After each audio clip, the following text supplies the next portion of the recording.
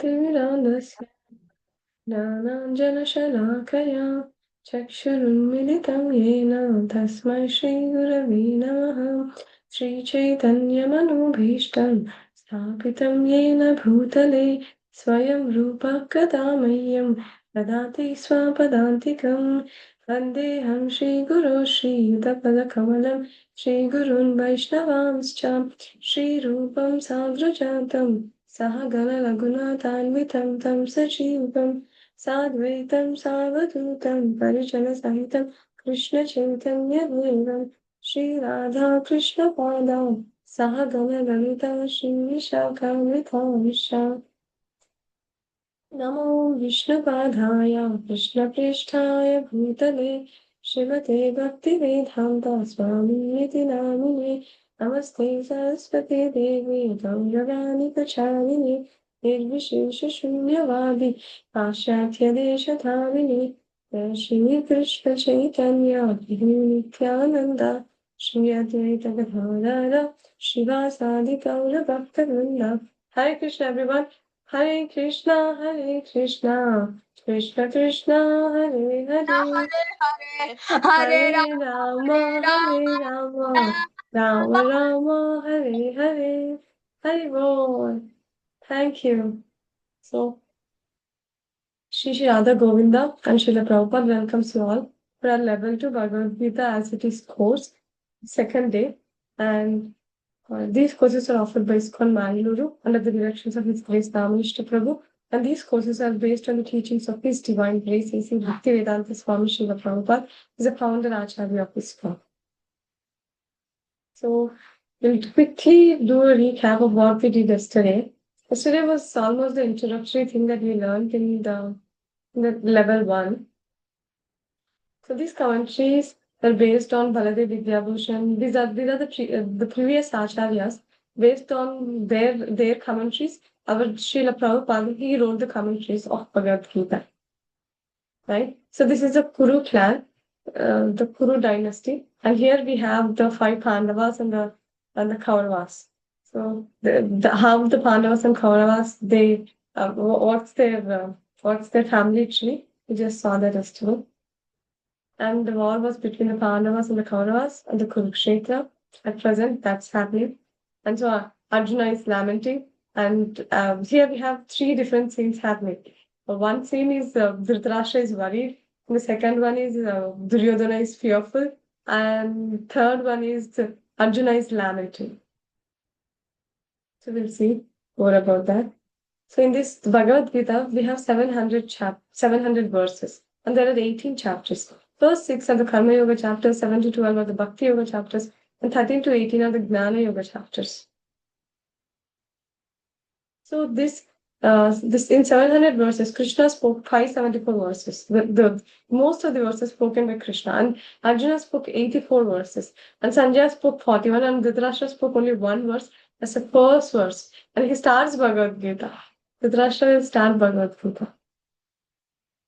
So this is how the flow goes in the first chapter. First, the Dhritarashtra's inquiry, what my sons and the sons of Pandra are doing in the battlefield, and then we'll see Duryodhana's fear, what are all Duryodhana speaks, and then conscience are blown. We saw till here yesterday, and then now these two are the very important things for us to understand in this first chapter. What is Arjuna's observation and Arjuna's reasons not to fight. So different reactions on the scene. Sorry.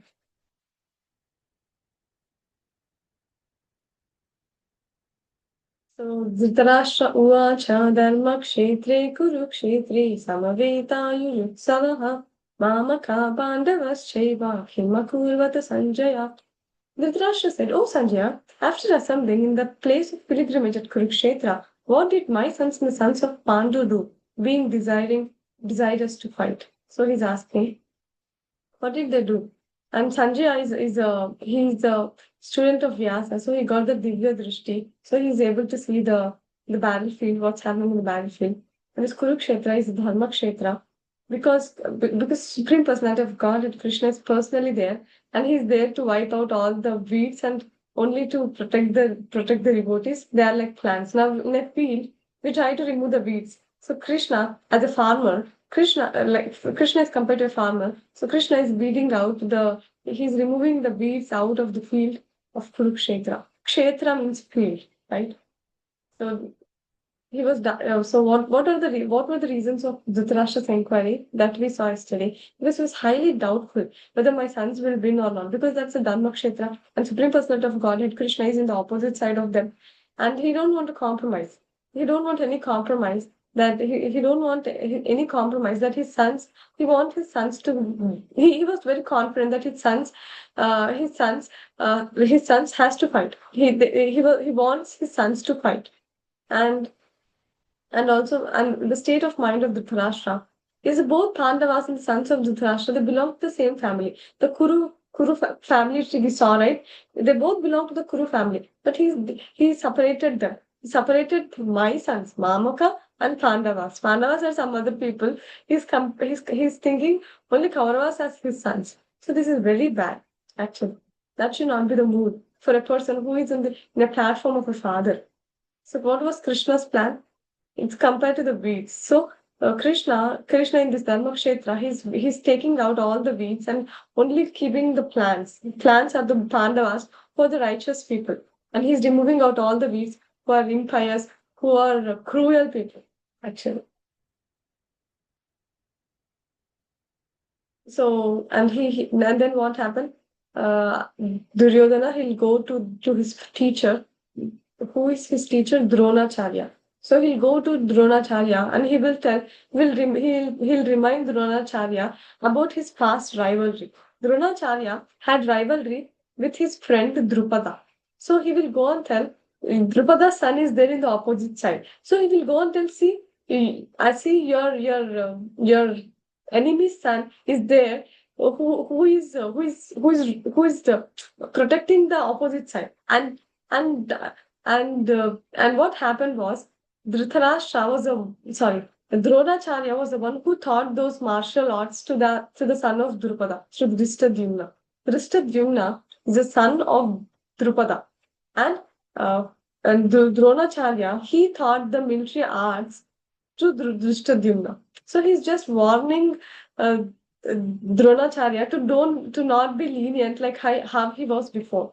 Before he was lenient to Drishtadyumna, even though he knows that he's an enemy's son, you still taught him all the military arts. So in this battle also, because you have some favorable mood towards the Pandavas, don't be lenient. Fight. So he's just trying to remind him. And then he talks about Bhishma. For Bhishma, he's a grandson of Kuru dynasty. He's there for us. He's there to protect us. And again, as a diplomat, he's trying to tell, oh, Bhishma is an old man, so I need the other people. You're all should be there to protect Bhishma from all sides. We will all be there to protect Bhishma from all sides. So he's just acting like a best politician, like a great politician, trying to trying to motivate everyone so that everyone will fight for him. That's the mood of Duryodhana. So these are the people who are there. So on the left hand side there are the people who are there for the Pandava side, who are fighting for the Pandavas. On the right hand side there are the people who are fighting for the Kauravas.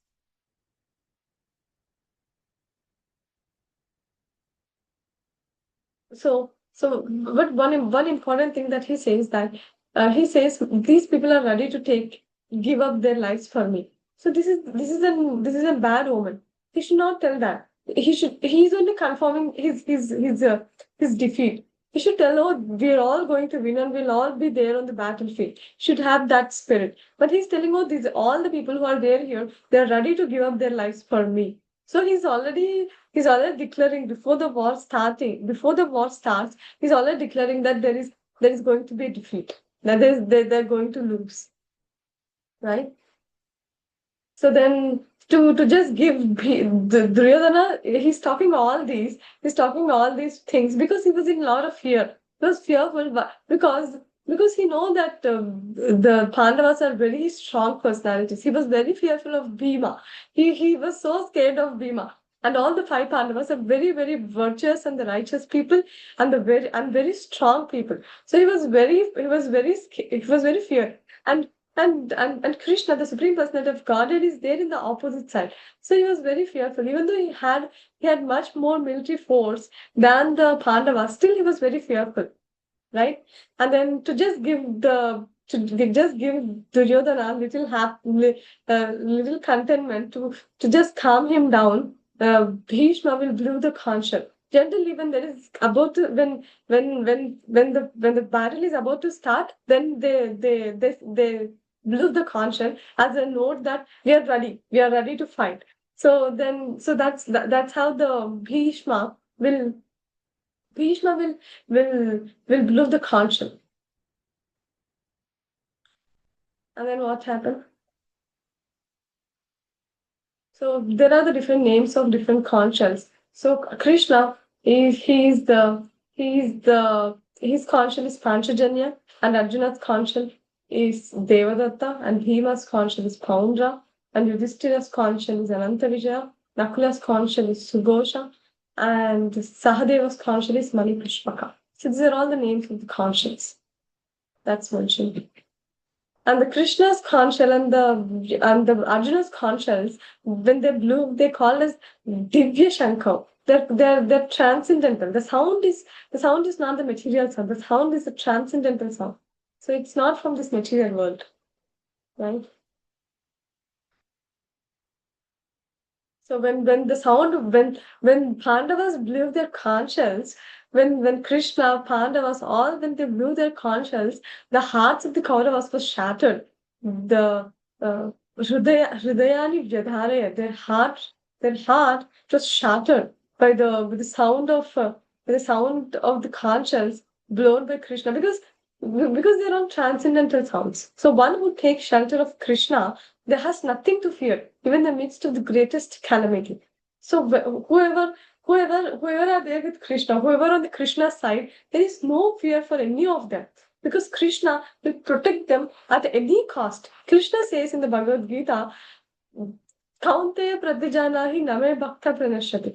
And he says to Arjuna. Generally now Krishna, actually he took a oath that he won't touch a weapon in the battle. And then when Arjuna was in the trouble, when he saw Arjuna was in the trouble, he was not able to control. Because he's Bhakta Vatsala, he has so much love for his devotees, he ran towards Bhishma. So now we all will tell that, oh Krishna, you'll give the promise and you won't stand on the promise, Krishna. So how can I believe that you will protect us? So Krishna to confirm all of us. Oh, maybe if I may break my promise, but I won't break the promise of my devotee. If my devotee makes any promise, I'll make sure that promise will be fulfilled. So he's telling Arjuna, you declare. I won't tell. I'm not promising. Arjuna, you promise, Arjuna, that my devotee will never perish at any situation, at any circumstances. My devotee will not perish. I will protect my devotee at any cost.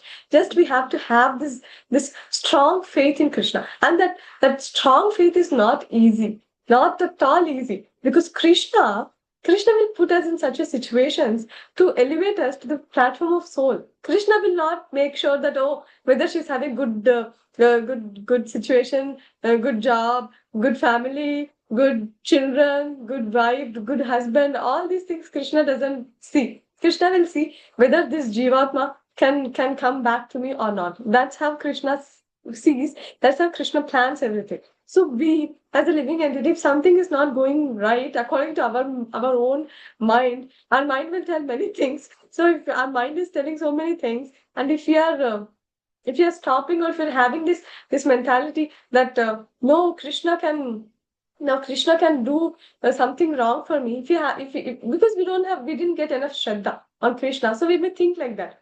But Krishna is telling Arjuna to declare. Arjuna, you declare that my devotee will not perish. So we saw till here yesterday. So we'll continue from today. That was a quick recap. So what were the victories? What were the signs of the Pandavas' victory? Soham, you want to read them? The Pandya's victory, divine charity, Gamikshtra, Kapwaji Shankar, Gandiva, Tyakta Jivata Mokshada Ekadas Raga Lakshmati Riksha. Thank you, Sofam. So, so here is there are these are the reasons why Arjuna is going to win in the battle, right? First one is the divine chariot. As I was telling, this divine chariot was given by Agni Dev. So when Krishna and Arjuna were there, when the battle was finished, when Arjuna won, when Krishna and Arjuna were moving away from the chariot, the chariot burned into ashes because the this chariot is not some normal chariot, like normal made of some metal, some wood. It's not made of all those things. It's given by Agni Dev, by Agni Dev, and whoever are there in the chariot, they won't meet death. So that's a divine chariot that's given by Agni Dev to Arjuna, and it is a Dharma Kshetra that we saw already. That because Krishna is personally there, and Krishna has planned everything. It's not that it's just happening randomly. It's perfectly arranged. It's perfectly arranged by Krishna. And then Kapi Dwaja. And here we have Hanuman on the flag, right? Here we have Hanuman, who is on the flag of uh, Arjuna's chariot. So there is a story behind this. In the during what the during they were in the uh, Vanavas, right? So when they were in the Vanavas, Draupadi will see beautiful lotus flowers, blue lotus flowers, which has 1,000 petals. So she loves seeing that, and she asks Bhima, "Can you get them for me?" So Bhima goes running to get them, and on the way there is a old monkey, very old monkey, who is on the way and laid its tail on the road. On the way, Bhima was going, and Bhima don't want to step over it or go over it. So he kindly requested the monkey, "Monkey, can you just move your tail?" Then the monkey says, "No, I'm very old monkey. I cannot move. If you want to go, you can move and go." And then Bhima is such a strong personality. He's trying so hard. He's sweating and sweating and sweating. Still, he's not able to move the tail of the monkey. And then he gives up. He says, "Please, please move. I have to go. I have to get the flower." The old monkey. Can you guess who is that monkey? Tanya, can you guess? Hare Krishna. Priya Mata, do you want to guess? Yes, yes, Tanya. What? Who was the monkey? Can you guess? Who was who was there? Hanuman, right. Thank you. So Hanuman, he showed up and as a Hanuman, and he's also the son of Vayudev, right? And Bhima was also the son of Vayudev, so he'll bless Bhima. Bhima, at the time of the battle, I'll protect you all Pandavas. I'll be there on the flag of Arjuna, on the chariot of Arjuna, and I'll protect you all, and I'll make sure that you get the victory, as how Hanuman helped Ram to win over Ravana. So in the similar way, I'll help you all to. I'll be there. I'll be there to protect you. So that was one boon that they got. So Kapidwaja. So Hanuman, such a great devotee of Lord Ram, is there to protect the Pandavas. And Shankanada, Krishna has the divine conscience, the Panchajanya. So that's and then Gandiva. This Gandiva was given by I think Parshuram, I guess. So he gave this, and it is it has the divine ability to what if he thinks he can shoot the arrows. It's something like that. And then Tekta Jivita, because as I was telling, the Duryodhana, before the war starting only, he's telling all these people are ready to give up their lives for me. So he's already declaring that my people will be defeated. He should tell that we're all going to win. We're all will be there in the battlefield at the end. So he's still telling, "Oh, all these people are ready to give up their lives for me." So that's one thing. And Moksha the Ekadashi, it was started on the Ekadashi, and the Ekadashi always favors the devotees. And Bhagya Lakshmi, That is the goddess of fortune. When there is fortune, when there is all fortune means what? Goodness. Everything is so good. Everything happens very good. So why goddess of fortune is there? Rishikesha is there. The supreme personality of Godhead Krishna is there. So all these things are the signs of the Pandavas. This is what I was telling. Hmm.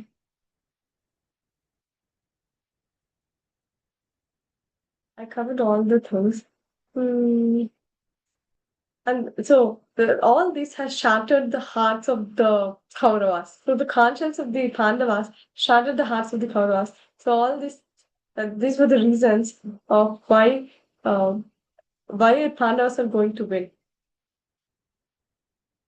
So now what happened? So Pandavas now they blew the conscience. Now the conscience is blew, so they have to fight.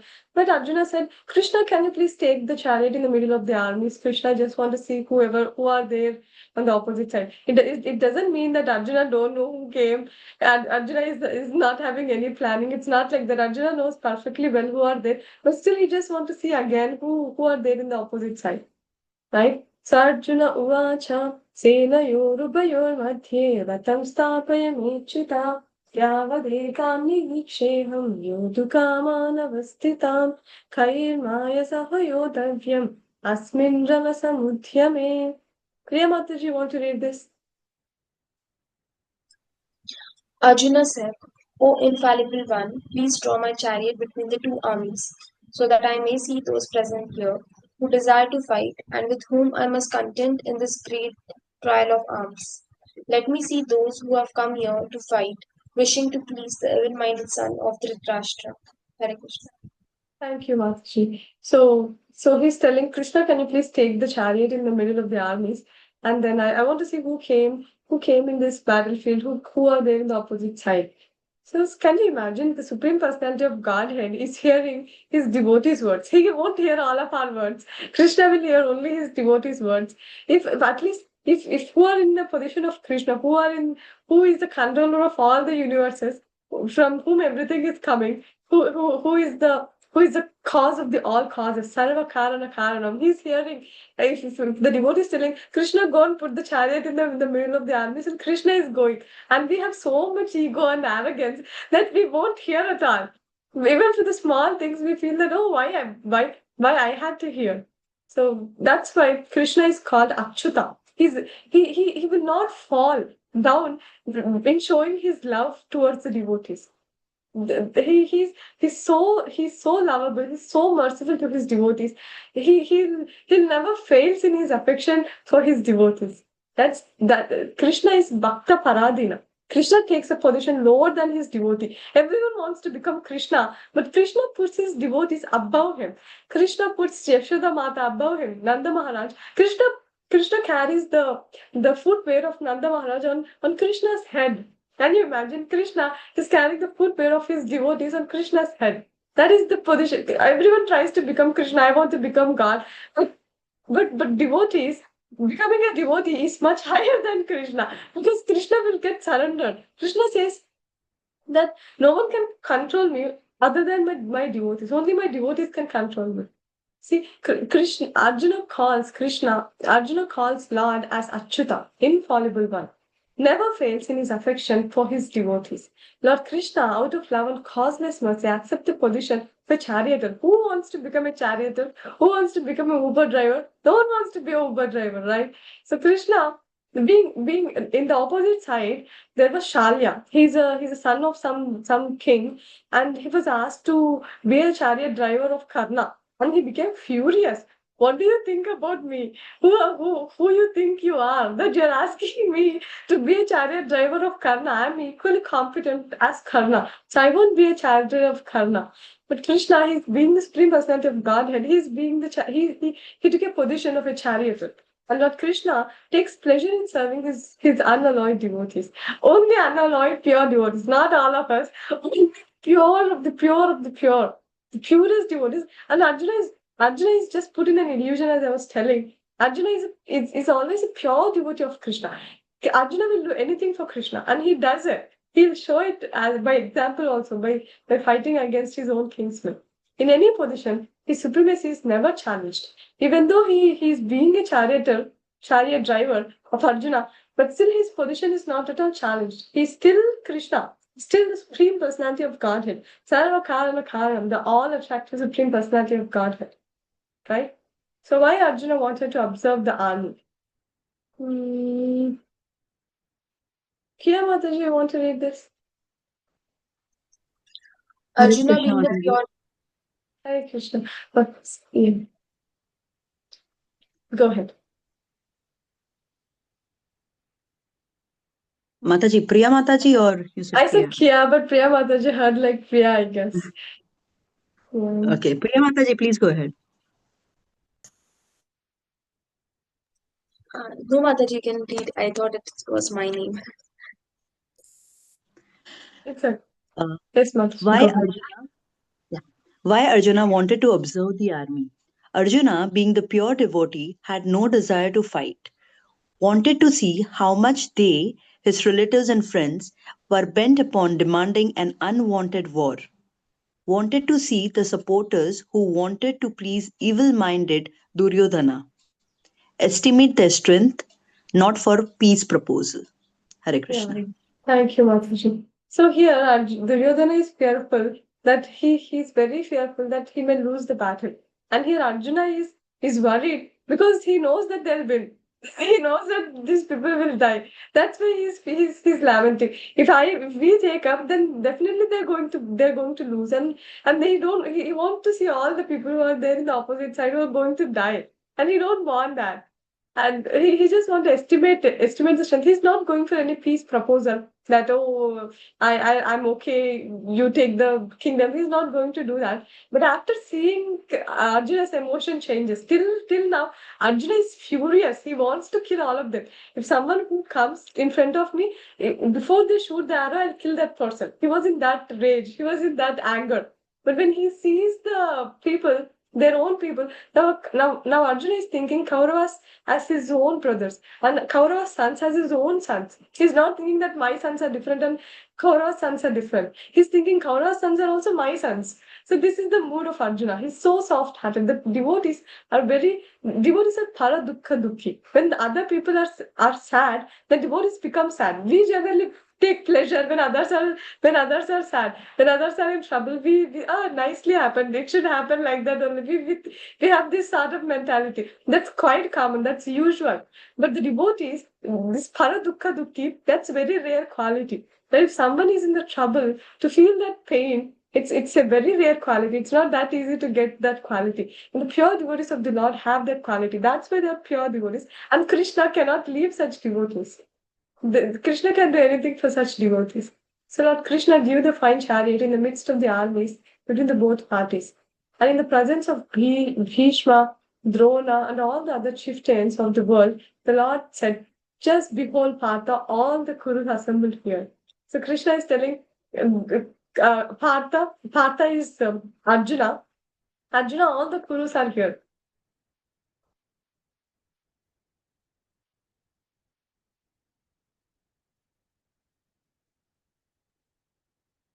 So here is a chariot in the midst of the armies. So Arjuna could see within the midst of the armies of the both parties, his fathers, grandfathers, teachers, maternal uncles, brothers, sons, grandsons, friends, and also his father-in-laws and well-wishers. So Arjuna is seeing all these people on the opposite side.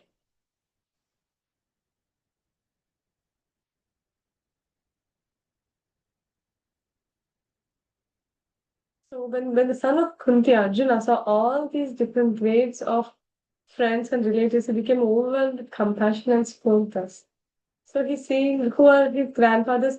Bhishma and Somadatta was his grandfathers who were their teachers, Dronacharya and Kripacharya, maternal uncle Salya and Shakuni, and Duryodhana brother, sons Lakshmana, that is Duryodhana's son, friends Ashwathama, well-wishers Kritavarma.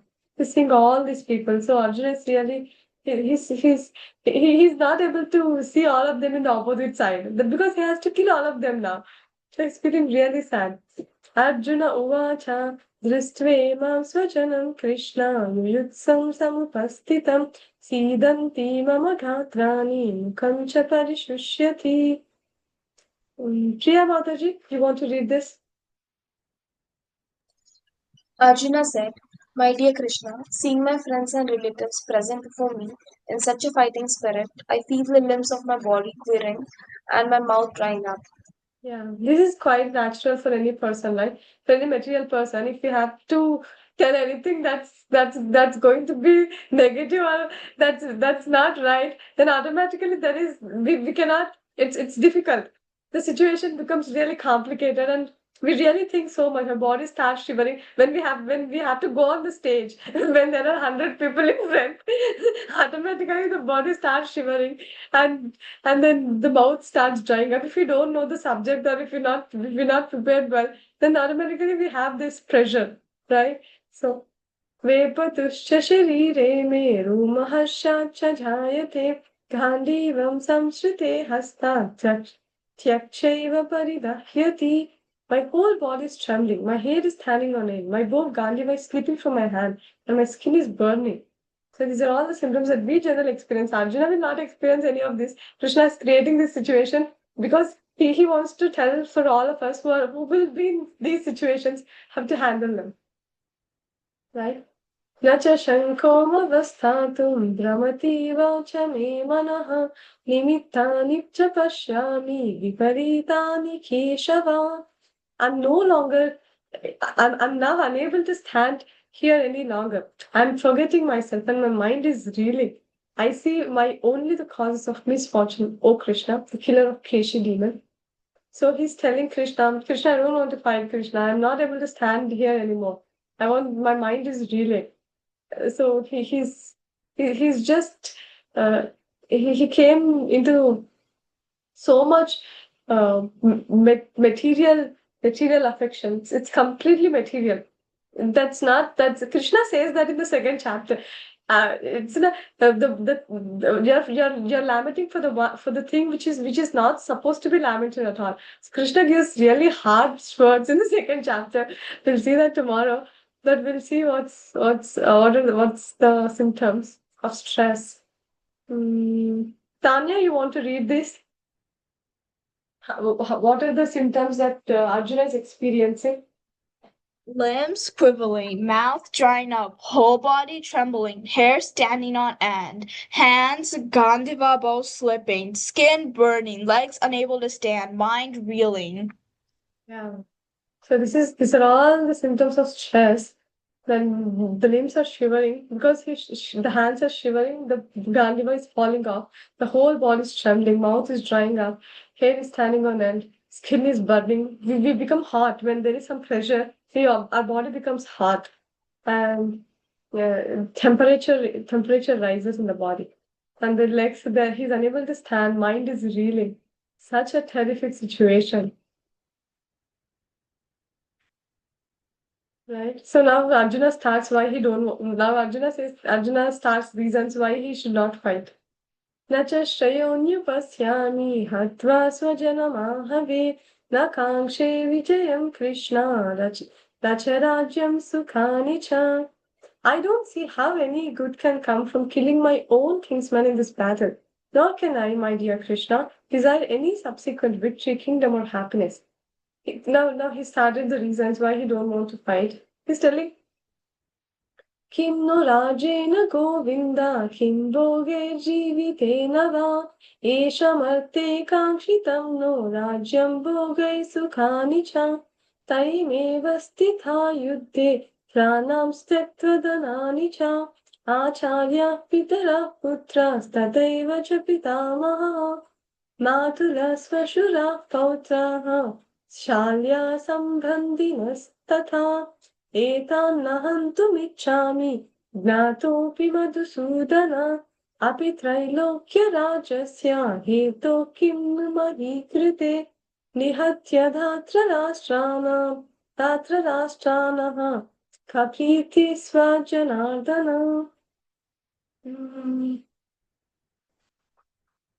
Priya Mataji, you want to read this? Okay.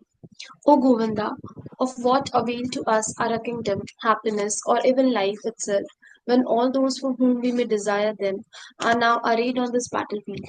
O Madhusudana, when teachers, fathers, sons, grandfathers, maternal uncles, father-in-law, grandsons, brother-in-law, and other relatives are ready to give up their lives and properties and are standing before me, why should I wish to kill them, even though they might otherwise kill me? O maintainer of all living entities, I am not prepared to fight with them, even in exchange for three worlds, let alone this earth. What pleasure will be derived from killing the sons of Dhritarashtra? Hare Krishna. Thank you, Mathaji. So in the last one we saw he's showing compassion. They're my people, Krishna. How can I kill? And the second point that we remember the compassion was the first one. Second one was no enjoyment. That is no happiness. So now he's giving the reasons why there is no happiness. If I kill my own people, who if I win the battle after, who is going to cheer up? Who is going to tell? Who is going to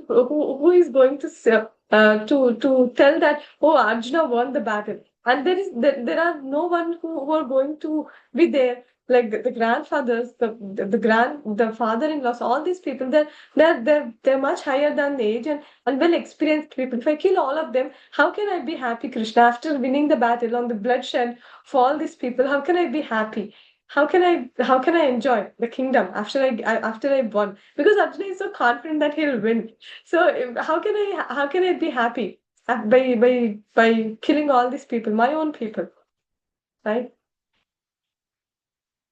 What pleasure will I get by killing all these people? And then he says sin, papam. Papam eva shayedasman hadvaitanatatayinaha asman narhavayam hantum datra rashtran sabhandavan swajanam hi katham hatva sukhina shama madhava. So, yes. Mataji, Kia Mataji, want to read? Sin will overcome us if we slay such aggressors. Therefore, it is not proper for us to kill the sons of Dhritarashtra and our friends. What should we gain, O Krishna, husband of goddess of fortune, and how could we be happy by killing our own kinsmen? Hare Krishna. Thank you, Mataji. So here Arjuna is telling Krishna will get sin because we are going to kill our people, all these people. So I have to go to hell because of killing all these people. So it's sin. And then now Krishna, now he mentioned Atathayinaha. Atathay means aggressor. So one who is a poison giver. It's not all the six things. If at least a person does only one thing, we can kill them. In the Vedic system, if any of a person does any of these things, one can kill that person. But now the rules are different because the most of the people who are there who are there, they doesn't know most of the Vedic culture or Vedic traditions or Vedic philosophy. So they created the system according to this time, place, and circumstance.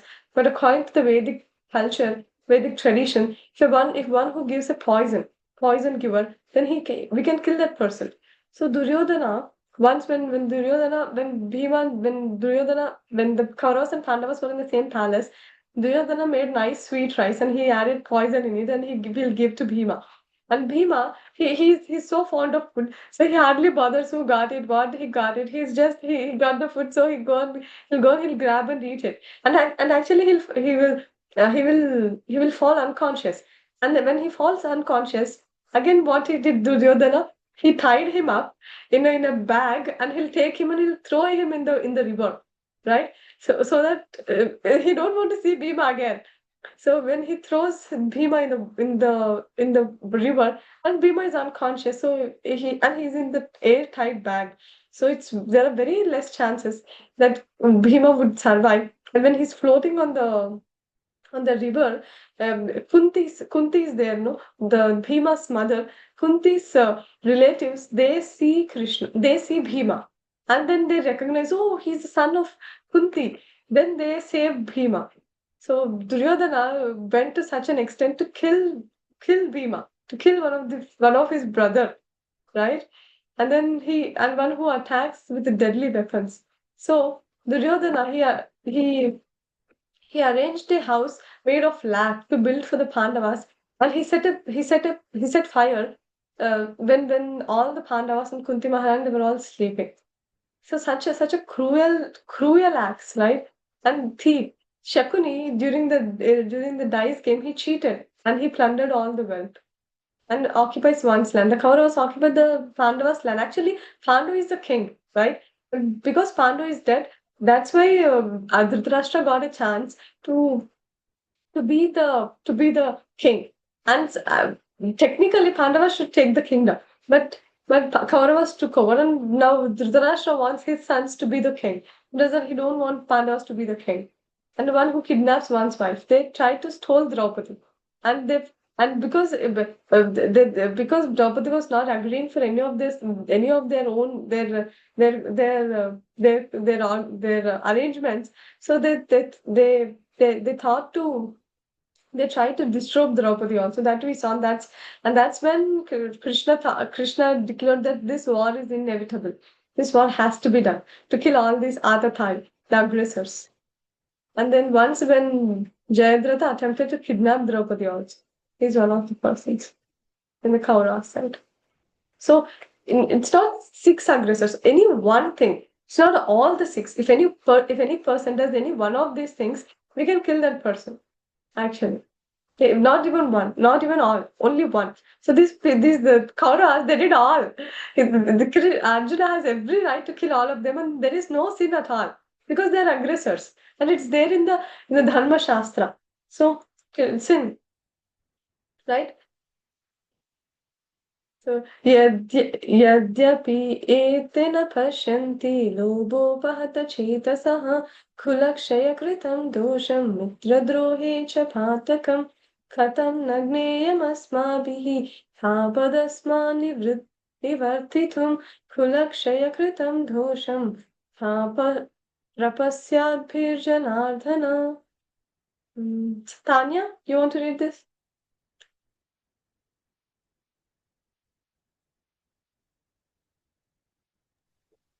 Huh?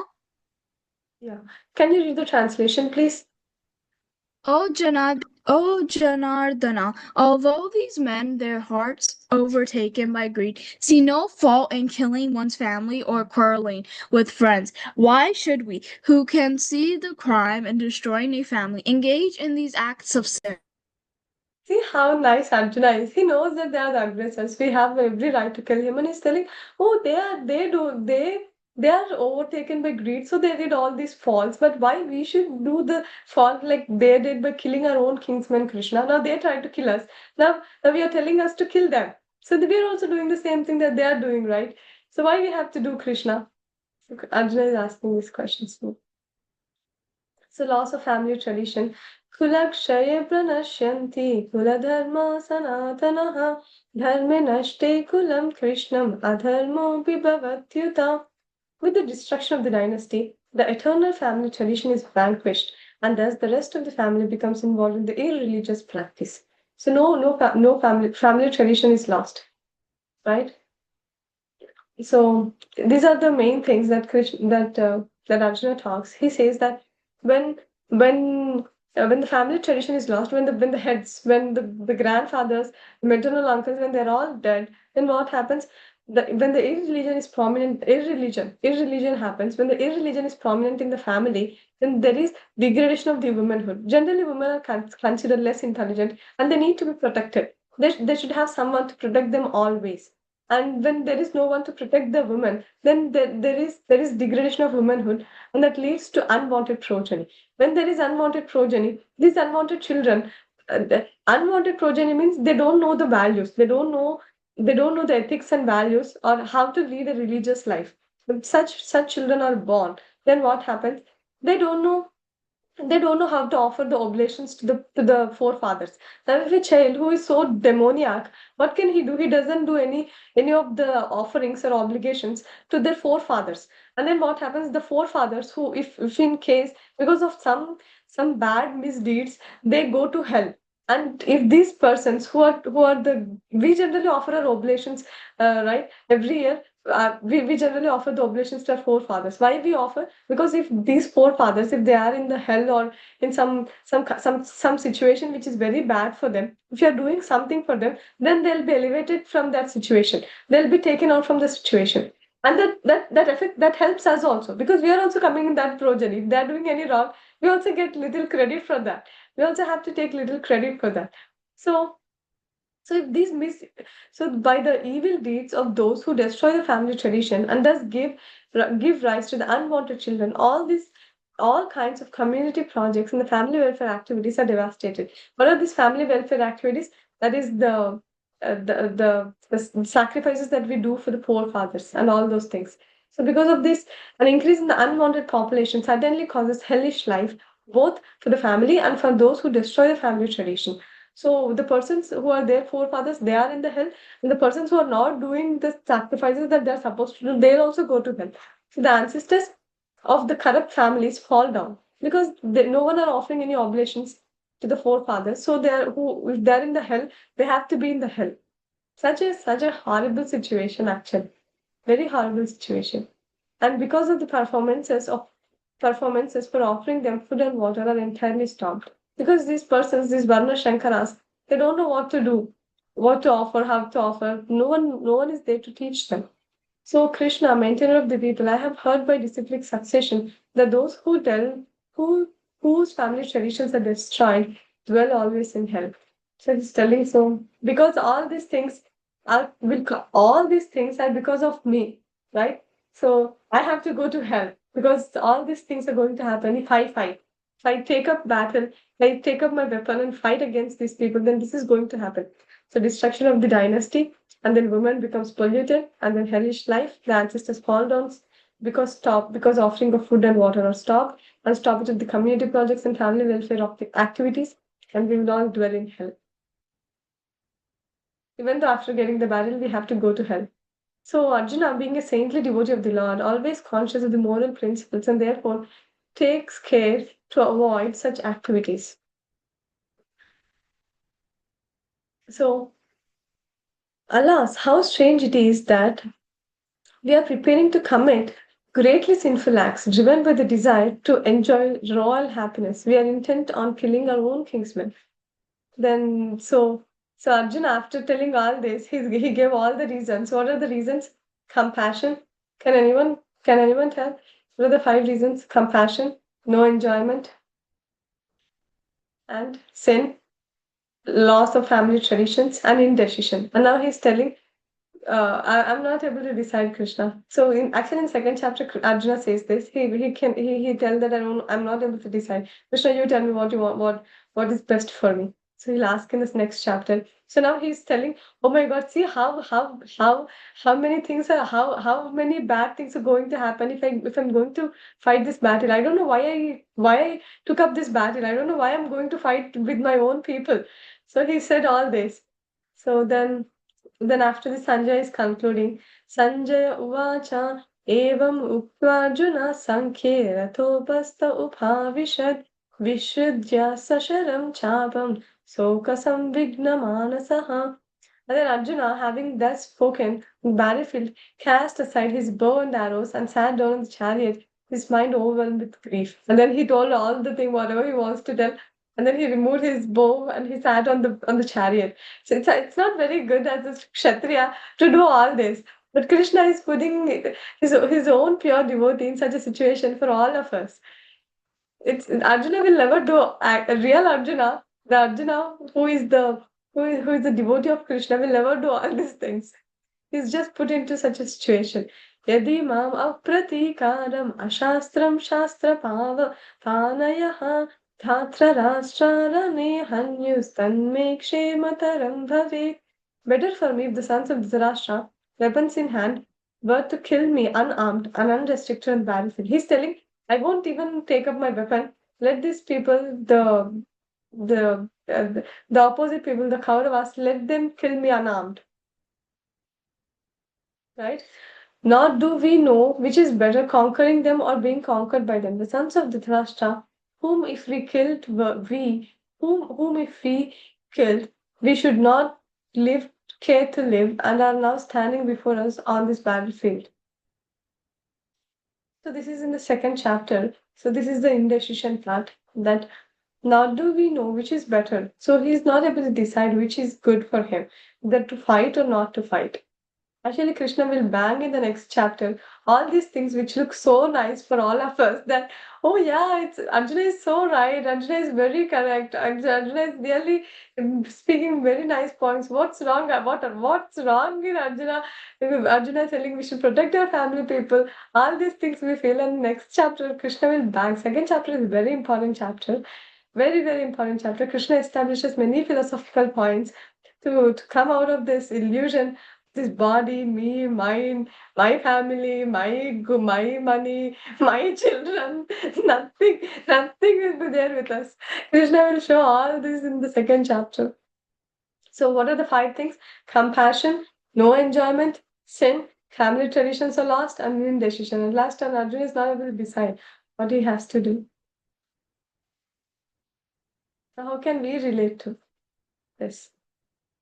Compassion, fun. I think it's the same thing. Saintly qualities of Arjuna. So first thing is Arjuna is soft. These are all the qualities of the devotees that we have to cultivate these qualities, or else forget about going to Krishna. Krishna will not even bother about us. All these qualities are really very important for a devotee. We have, and we can all cultivate this, and these qualities automatically manifest when we start chanting Krishna's nama. Krishna is so pure. Krishna is Shuddha Tattva. Krishna's level is now we have Sattva Guna, Raja Guna, and Tamo Guna, right? These are the 3 modes. Krishna is above the 3 modes. Krishna is Shuddha Tattva. Just by Krishna Nama, just by hearing Krishna Nama, our heart, Cheto Darpana Marjanam, the Chetana, the consciousness will be changed by just doing chanting. Cheto Darpana Marjanam, the mirror of the consciousness will be cleansed by Sri Krishna Sankirtanam. By doing Krishna Sankirtanam, by chanting Krishna's Nama, all these qualities will automatically manifest. We don't have to separately try, oh, I have to be soft. We don't have to separately try all this actually. We'll get all this just by chanting, just by being in devotional service, just doing the 9 process of devotional service, the Navavidha Bhakti, Shravanam, Kirtanam, Vishnu, Swaranam, Pada Sevanam, Archanam, Vandanam, Dasyam, Sakyam, Atmani Vedanam. If you just do these 9 devotional processes, all these things that Arjuna is showing, we can also have this. We can also get these qualities. But we should be very sincere and very dedicated and should have one pointed attention. One pointed attention that we need to serve Krishna. That should be the goal. Right? Soft heartedness. Don't want to kill even for the exchange of 3 words. Arjuna uses all these things, ready to forgive the aggressors, the Atatai, who not even one, he did all the 6. Kauravas did all 6. Still, Arjuna is ready to give up this battle and ready to protect them. Consider evil consequences, even at the risk of refusing oblation to fight. He's ready to take the consequences, whatever he has to take. He's telling, I'll go to the forest and I'll meditate, but I don't want to fight. I won't take my Gandiva. I'll just be unarmed and let them kill me. So this is the mood of a pure devotee. So consciousness of oblations to protect family traditions and morals. He does not think that I'm transcendental and I have no oblations. Arjuna being saintly in consciousness is Arjuna being saintly is conscious of moral values. How he can kill one's relatives based on selfish motives. So he ready to be killed unarmed, not retaliate. Custom according to Kshatriya fighting principles, unarmed and unwilling foe should not be attacked. These symptoms are due to soft-heartedness resulting from being a great devotee of Krishna. So here Prabhupada is giving a philosophical point that if a person is unarmed, he's not supposed to kill that person. If he's a Kshatriya, if a Kshatriya is not having any arms in his any arms in his hand, any weapons in his hand, then the opposite party should not kill that person. He also knows all this, but Arjuna is so overwhelmed with compassion towards the opposite party because he knows they will win. So Arjuna is telling, "Oh, I won't take up the weapon at all. Let them kill me." So he's telling like this. Kept his bow down, even broke his oath of not keeping the bow once lifted. He said that I won't keep my bow down. He said all those things. He did many promises before the battle, before seeing these people. But he forgot all those just by seeing he was overly affected by this material affection towards his own kinsmen. So the conclusion is that such a kind and soft-hearted person is fit to receive self-knowledge, that is transcendental knowledge. So one has to rise this para dukkha dukhi This has to be cultivated. So these are the different names of Krishna, Arjuna, and Bhima. So Soham, I'll read the names. Can you read the meaning? Is that okay? Sure. Okay, good. Me, I'll read the names. You have to read the meanings, right? Krishna, all attractive, Rishikesha, master of the senses, owner of senses, Madhava, husband of the goddess of fortunes, Achyuta, infallible one, Madhusudana, killer of demon named Madhu, Govinda, one who gives pleasure to the senses or cows, Vasudeva, son of Vasudeva, Devaki Nandana, son of Devaki, Yashoda Nandana, son of Yasoda, Partha Sarathi, Curator of Partha Arjuna, Charioteer of Partha, Keshava, no. Killer of demon Kesi, Janardana, maintainer of all living entities or killer of all living entities, Dhananjaya, conqueror of worlds, Partha, son of Birtha Kunti Devi, Gudakesha, one who conquers sleep, Vrukodara, glorious eater and perform Herculean tasks. Haibol. These are the different names that we got in the first chapter. So these were the ones that the reasons why Arjuna is not willing to fight that we saw. So the first chapter summary. Who will read this? Priya Mataji, you want to take up? Yeah, okay.